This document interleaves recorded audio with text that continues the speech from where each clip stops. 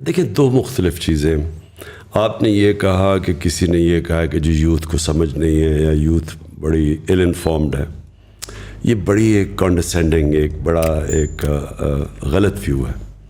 Youth کے اندر جو چیز ہوتی ہے وہ پیشن ہوتا ہے, جنون ہوتا ہے.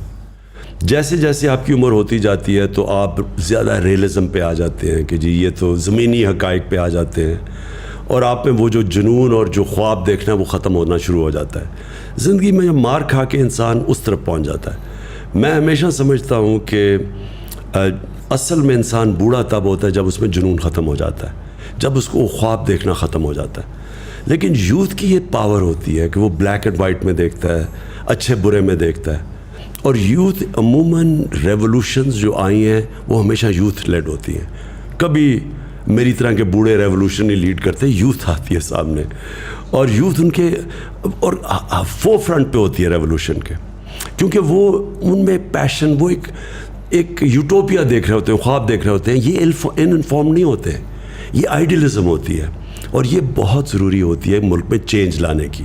اگر آپ نے یہ پرانے سسٹم جو کہ پٹا ہوا سسٹم جس نے ملک کو یہاں مقروض کر کے, اور یہ جو کہتا ہے نا لائف سپورٹ مشین پہ رکھا ہوا ہے, اور یہ کہتا ہے بیگرز آر ناٹ چوزرز, تو یہ کس نے کیا تھا؟ یہی لوگ ہیں 30 سال سے جو باریاں لے رہے ہیں, انہوں نے تو یہاں تک پہنچایا ہے.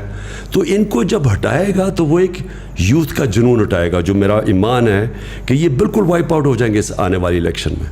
یہ جو پرانے لوگ ہیں اور ان کو یوتھ ان کو ہٹائے گا. اور یہ ہمیں اللہ کا شکر ادا کرنا چاہیے کہ ہمارا ایک ینگ پاپولیشن ہے جس میں یہ ایک جنون ہے اور چینج کا. جہاں تک آپ بات کریں کیا آپ کو منسٹر بنا دینے چاہیے یوتھ کے, کیونکہ وہ ایک آپ کی یوتھ کی پارٹی ہے. آپ کو منسٹر وہ آدمی بنانا چاہیے جس کی سب سے زیادہ کیپبلٹی ہو وہ منسٹری چلانے کے لیے, کیونکہ ایونچولی آپ نے گورننس دینی ہے.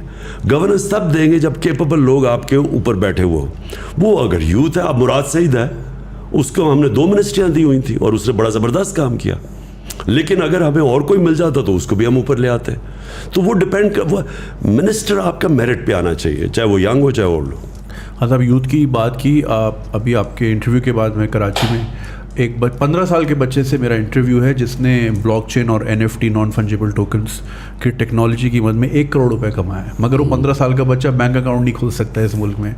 تو پوائنٹ از یہاں پہ 15 سال کے بچوں کا یہ پوٹینشیل ہے, مگر ان کی قسمت کا پین جس کے ہاتھ میں, وہ صاحب جو ہے ٹائپ رائٹر پہ ٹرین ہوئے تھے, which is fine, not being judged, this is how the world works.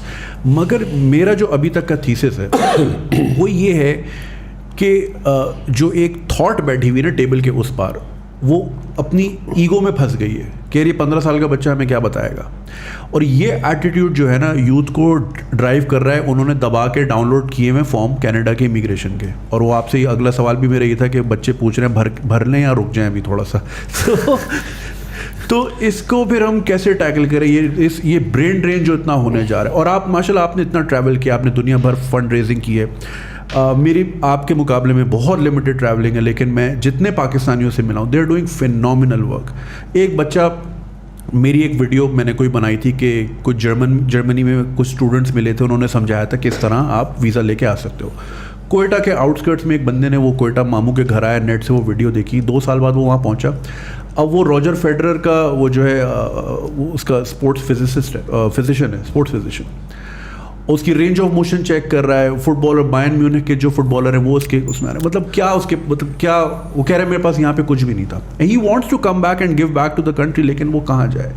تو اس طرح کا ہم بہترین جو ٹیلنٹ ہے وہ تیزی سے جا رہا ہے, اور فگرز آپ کے سامنے بھی ہوں گے کتنے اوورسیز پاکستانی بڑھتے جا رہے ہیں. مجھے تو لگتا ہے کہ ہماری پالیسی ہے کہ سب کو اوورسیز بھیج دو تاکہ پھر ریمیٹنس ہے اور ہمارا ملک چلے.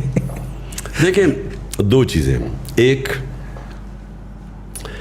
کہ اوورسیز پاکستانیز کے اندر ہمارا سب سے اچھا ٹیلنٹ چلا گیا ہے, کوئی شک نہیں, کیونکہ میں سب سے زیادہ میرا اوورسیز پاکستانی سے انٹریکشن ہے, اور اس میں کوئی شک نہیں کہ کیونکہ ہمارا جو سسٹم ہے وہ اینٹی میرٹوکریسی ہے, روکتی ہے میرٹ کو. اور اکراس دا بورڈ, میں آپ کو میں تو اسپورٹس کی بھی بات کر رہا ہوں کہ اسپورٹس کے اندر جو سارا سیٹ اپ بنا ہوا ہے وہ ہے ہی میرٹ کے اگینسٹ. اس کے اندر یعنی ڈسپائٹ دا سسٹم تو شاید کوئی اوپر آ جائے, وہ سسٹم اوپر نہیں لے کے آتا. اور وہ ہر فیلڈ میں ہے. میں نے جو گورنمنٹ کے اندر بھی دیکھی, ہماری بیوروکریسی کے اندر جو سسٹمز بن چکے ہیں وہ اندر آنے نہیں دیتے لوگوں کو. ہم نے کوشش کی 2-3 دفعہ باہر سے پاکستانیوں کو ہم نے بڑے وہ انتھوزیاسٹکلی آئے, لیکن وہ سسٹم ان کو فنکشن نہیں کرنے دے رہا تھا. میں نے دیکھا کہ وہ ہر جگہ ان کو ڈسٹرپٹ کرتا تھا. جو جنگ ہے نا جی, میں آپ پھر سے واپس آتا ہوں, وہ ہے رول آف لا کی. رول آف لا جو ہے نا وہ کرٹیکل ہے ایک معاشرے کی سکسیس میں. رول آف لا کا دوسرا حصہ میرٹ ہے. ایک رول آف لا کا حصہ ہے کہ سب قانون کے نیچے آ جائیں, دوسرا اس کا ہے میرٹوکریسی. جب رول آف لا ہوتا ہے تو میرٹ آ جاتی ہے. اور جدھر آپ نے اوورسیز پاکستانیز کی بات کی, بالکل کوئی شک نہیں کہ وہ یہاں کیونکہ سسٹم ان کو روکتا ہے وہ باہر چلے جاتے ہیں, اور باہر کیونکہ ان میں پیشن ہوتا ہے, ان کے اندر صلاحیت ہوتی ہے, وہ جب سسٹم لیول پلینگ فیلڈ دیتا ہے وہ اوپر آ جاتے ہیں اور آؤٹ اسٹینڈنگ پاکستانی باہر بیٹھے.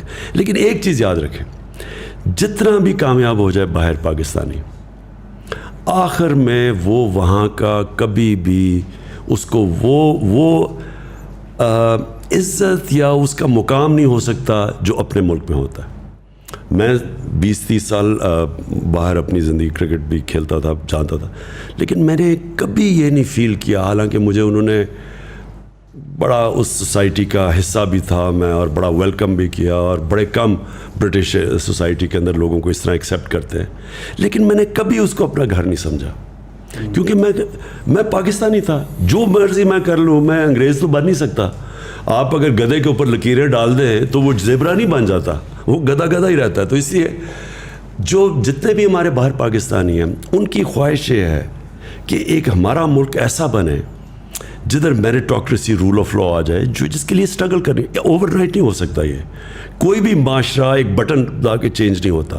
ایک معاشرہ اسٹرگل کرتا ہے اپنے آپ کو چینج کرنے کے لیے, کیونکہ اسٹیٹس کو بیٹھا ہوتا ہے, مافیاز بیٹھے ہوتے ہیں جو روکتے ہیں, جو ایک کرپٹ سسٹم سے فائدہ اٹھا رہے ہیں. تو ایک معاشرہ اسٹرگل کرتا ہے, جد و جہد کرتا ہے, جہاد کرتا ہے. لیکن جب پاکستان جیسے جیسے یہ چینج آئے گا, بہت بڑا ٹیلنٹ پاکستانی واپس آئے گا. اگر آپ کو یہ ویڈیو پسند آئی اور آپ اس کا پورا ورژن دیکھنا چاہتے ہیں تو لنک کامنٹ سیکشن میں دیا گیا ہے. ہمارے یوٹیوب چینل پہ پورا ورژن موجود ہے, اور چینل کو سبسکرائب کرنا نہیں بھولیے گا. شکریہ.